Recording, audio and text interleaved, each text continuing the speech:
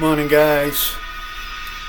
So it's Wednesday, February 5th, 2025 here in Rusty, Rhode Island. So, seems like I can't turn around without bumping into something out here. So it's going to be the big clean out day here and get this garage cleaned out. Get all the materials I don't need out of here, put away where they belong.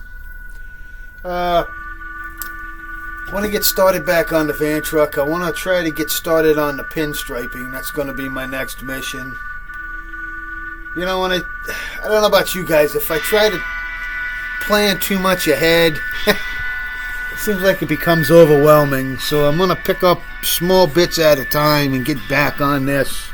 So the next thing would be to put the red striping where the blue and the white come together across the front and on that point.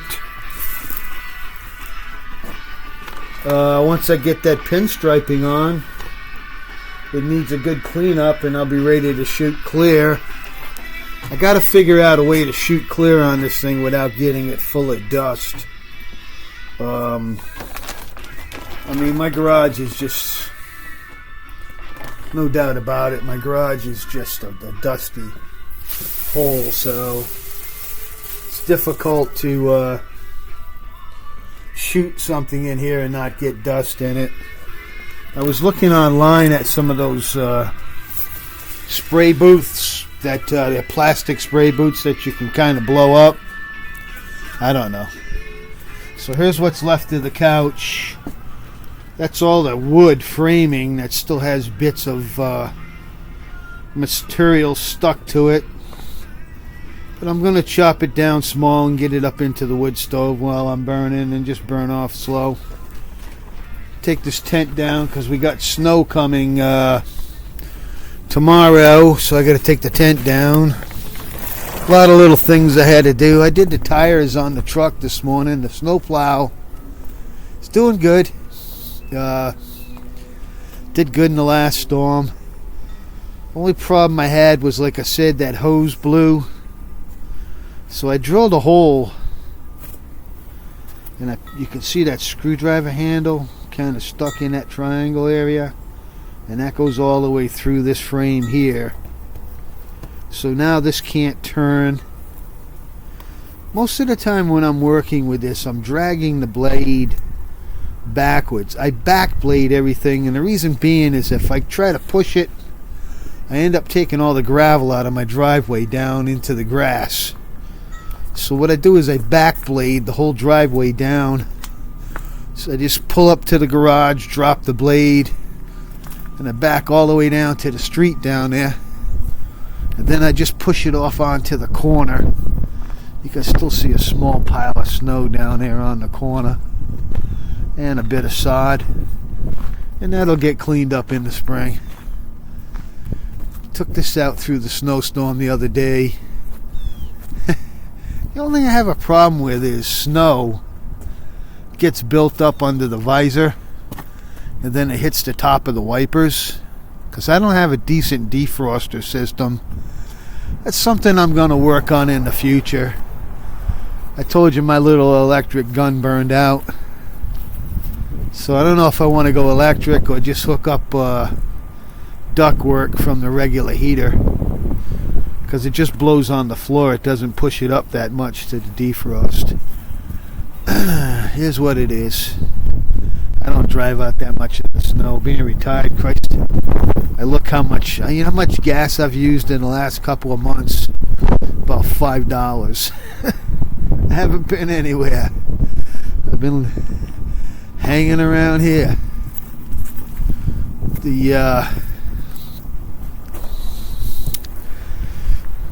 My 48 Chevrolet is tucked away over here. I haven't started it. I have the battery out of it completely. So I put this cover over it because the cat likes to sit up on it. High and dry in here.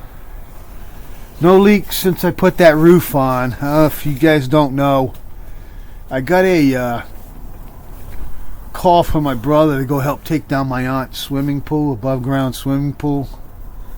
And I used all the metal to make me a metal roof over the tarp. This was just a tarpaulin. This was always supposed to be temporary while I was working on another truck to keep my 54 out of the weather. And now it's became a permanent carport with materials stored out here, ladders. I got this motorcycle. I got this thing so stuffed to the gills. But I did throw away everything I thought that was no good. I did do some dehoarding. Yeah, I did do some dehoarding, I have to say.